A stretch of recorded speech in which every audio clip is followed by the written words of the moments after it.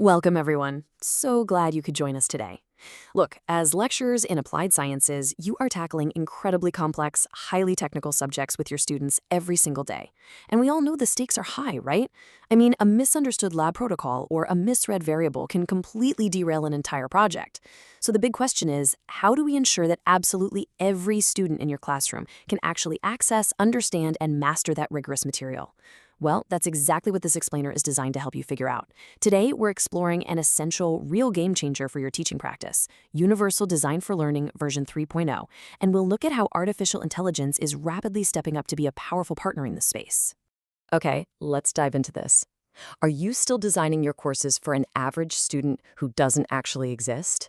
You know the one, the mythical unicorn student who instantly grasps dense thermodynamics texts on the very first read?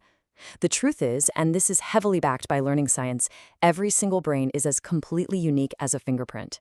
When we design educational technology or academic curricula for this mythical average learner, we inevitably leave a lot of talented students completely out in the cold. And this brings us to a really fundamental shift in how we approach teaching. The old paradigm kind of forces us into this exhausting cycle of retrofitting. You know the drill. We create a curriculum, realize later there are hidden barriers stopping students from learning, and then we spend an immense amount of time and energy slapping on accommodations after the fact. It's like building a staircase and then realizing later you need a ramp.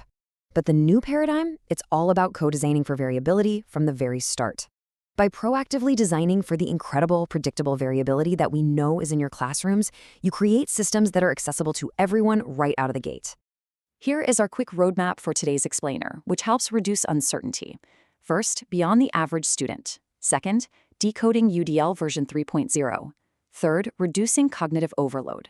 Fourth, designing for learner agency. Fifth, AI as assistive intelligence. And finally, transforming course design.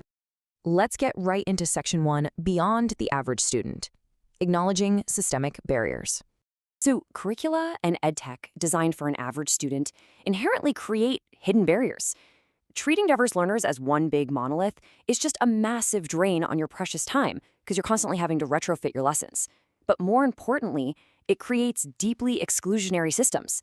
Just imagine a brilliant multilingual student whose cognitive energy is entirely drained trying to translate a poorly formatted lab manual.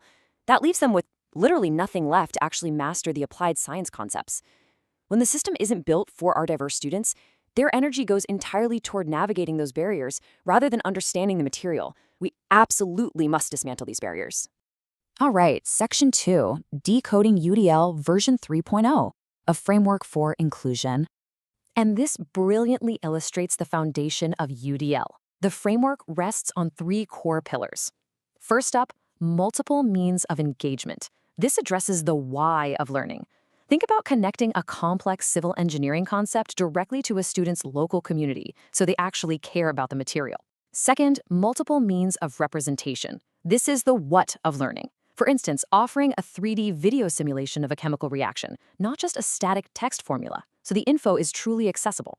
And third, multiple means of action and expression, the how of learning. This means giving students varied strategic ways to interact with the content and actually express what they know.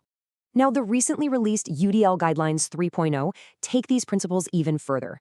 This update is a direct response from the field to actively mitigate systemic barriers. It explicitly calls on us to address biases in our language, symbols, and expression. For example, just rethinking heavily Eurocentric mathematical notations can directly impact how easily a diverse student grasps a new concept. The guidelines also ask us to honor a wide variety of forms of communication, cultivate empathy, and actively challenge exclusionary practices in our institutions. It's a real step forward. Moving on to Section 3, Reducing Cognitive Overload, Simplifying the Complex. Understanding complex information is exhausting.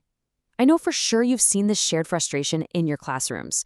When students have to completely exhaust their mental energy just trying to decode dense technical texts or decipher convoluted fluid dynamics protocols, they have absolutely nothing left in the tank to master the higher order applied science concepts. We want them analyzing, hypothesizing, and applying, right? Not just struggling to decipher the textbook. Which brings us to Section 4, Designing for Learner Agency, the ultimate goal. So, the crucial point is, learner agency is the capacity to actively participate in making choices in service of learning goals. It means fostering students who are purposeful, resourceful, and strategic. Under UDL, our aim is to change the design of the environment itself, rather than viewing the problem as a perceived deficit within the student. When the environment is intentionally designed to be accessible, every learner can engage in rigorous, meaningful learning. So how do we actually foster this agency in practice? Well, optimize choice and autonomy in assignments. Let them choose how to demonstrate their knowledge. Maybe it's a traditional written research paper, sure, but maybe it's a functioning prototype or a recorded video defending their design methodology. Maximize transfer and generalization to real-world contexts, which is literally the lifeblood of applied sciences. Promote individual and collective reflection and enhance their capacity for monitoring their own progress. Applying these principles cultivates exactly the kind of strategic, action-oriented professionals that the industry demands today. Next up, Section 5, AI as Assistive Intelligence, the next frontier. Now, what's really interesting about this slide is the framing. In this next phase, AI will actually function like assistive intelligence. We so often hear about AI framed purely as an academic threat, a tool for cheating. But we need to radically reframe that perspective. When thoughtfully paired with UDL principles, AI becomes a profoundly powerful accessibility tool that personalizes learning and dramatically reduces those hidden barriers we talked about. Let's look at how AI actually reduces cognitive load in practical, everyday terms. First, it can instantly customize the reading levels of complex texts without changing the core academic meaning. Second, it can simplify the descriptions of highly technical jargon or complex chemistry expressions, making them totally approachable for a novice. Honestly, it can even help decode a professor's notoriously messy whiteboard formulas.